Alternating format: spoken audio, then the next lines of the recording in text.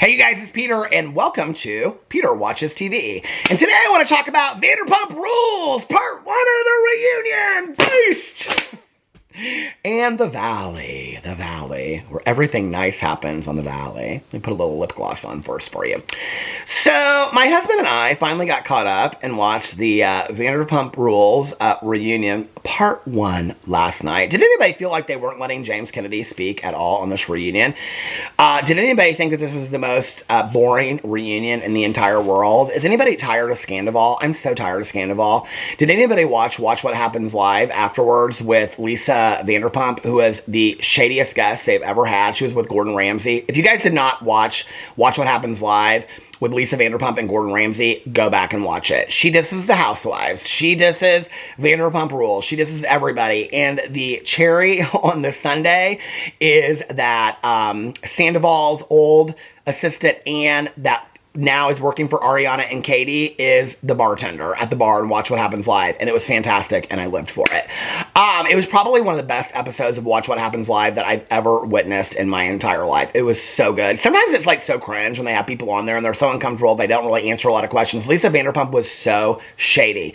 She did that. She played that game like Can You Defend, that Andy plays with a lot of his guests, where it's like, you did this, can you defend it or not? And her answers were hilarious. I mean, he asks her about like kicking Kyle out of her house, not showing up to the reunion for season 9 of The Real Housewives of Beverly Hills, and what else did he ask her about? Being friends with Lisa Rinna, Puppygate on Beverly Hills. He asked her about a bunch of stuff, and she's like 100% honest about everything. It's hilarious.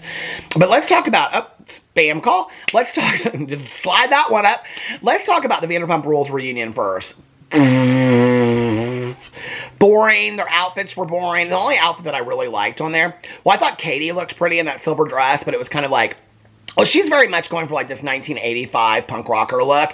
And the dress, which was like silver lame, but kind of looked a little cheap, was kind of like of that. But I thought she looked very pretty.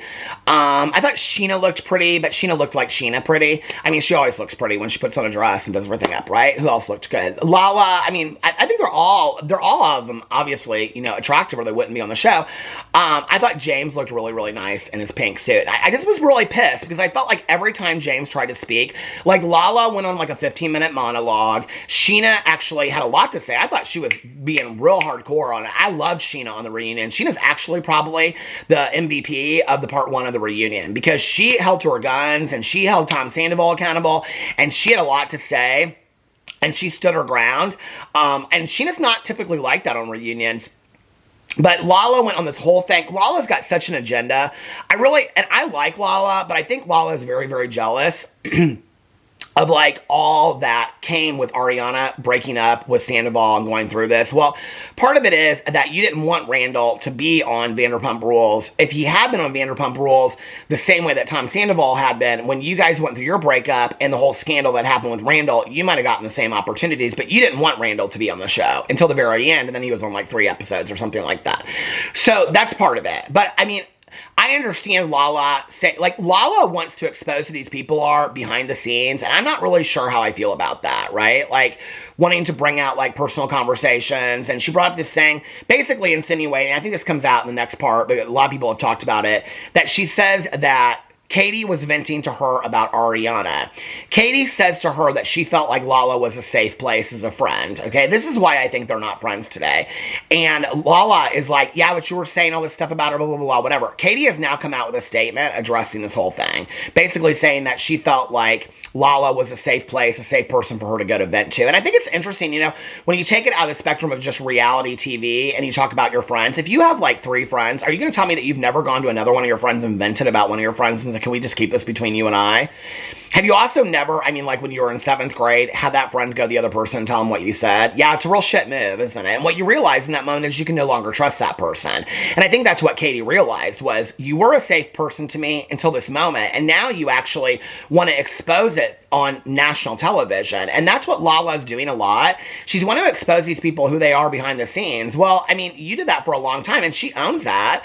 I like Lala, but I don't understand this game that Lala's playing, right? Apparently, Lala, I thought she was moving to the Valley because she bought a house in the Valley. There were rumors about that. Apparently, she had come out in some podcast and addressed it and said that she doesn't know anything about going to the Valley.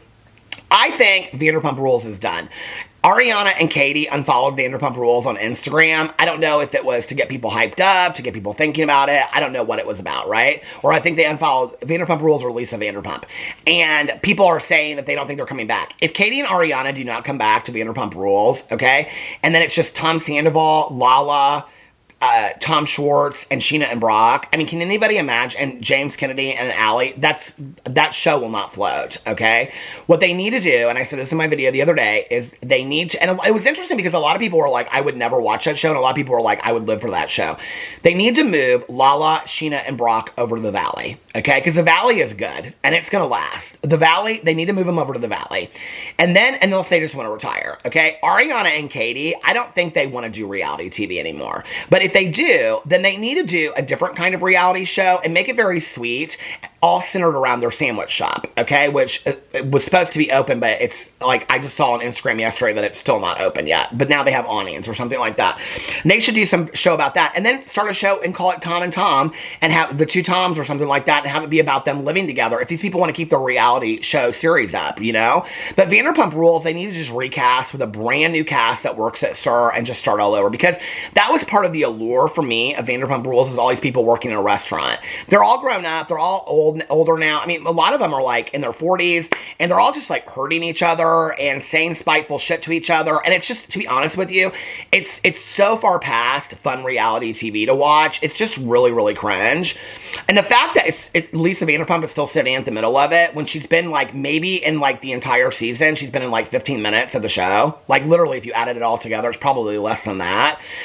She's not even a part of the show, really. And it's interesting to me that they bring out Allie, who is James' girlfriend, at the same time they bring out Joe. Why has Joe even got a spot on the reunion? I mean, when you think back on these reunions back in the day, like Schwartz didn't even come out at first. Like Peter, who was like an integral part of like the first 9 seasons of Vanderpump Rules, he always brought the drinks out at the end. He never had a seat on the reunion, ever. Peter never had a seat on the reunion, right?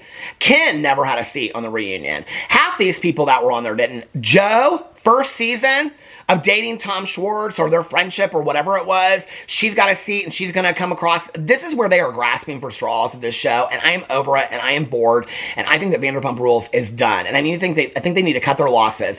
The only way that they will come back for a season 12 is if they can get Rachel to come back, and they're all of them on the show dogging Rachel so bad, except for Tom Sandoval, that still has her back when she doesn't want anything to do with him and actually has him in a lawsuit, which is so weird.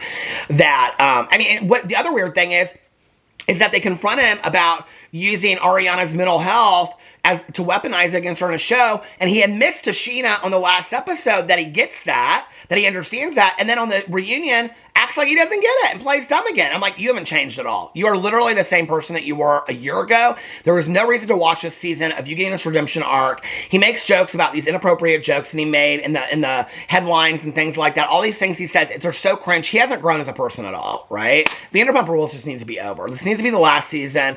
They've already put filming on hiatus. I hope they don't bring it back. The Valley, I'm loving The Valley. The Valley, I watched the first episode. If you go back and watch my first video, I said, it's boring.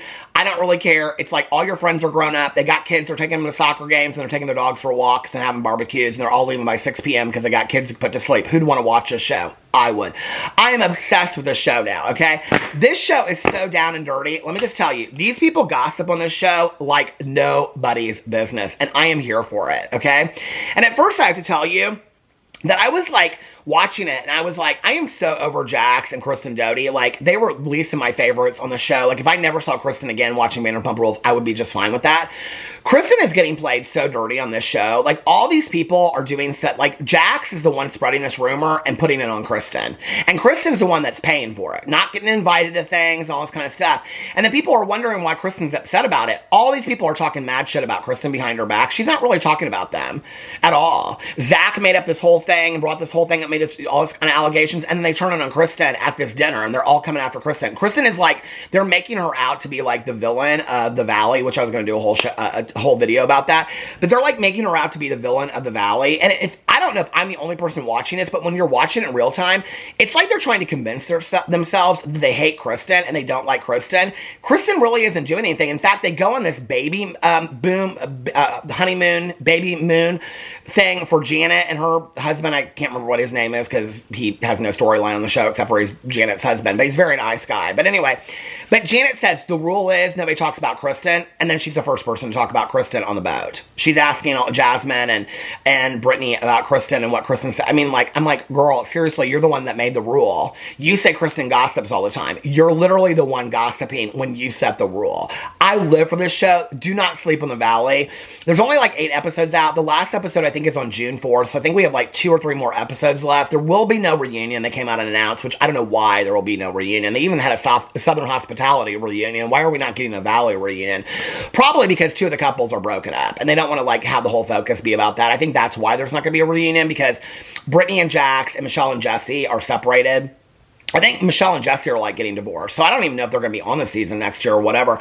But anyway, it did get renewed for season 2. I'm living for it. I love it so much. Let me know what you think about Vanderpump Rules in the Valley in the comment section below. I love you guys, and I will see you tomorrow. Bye.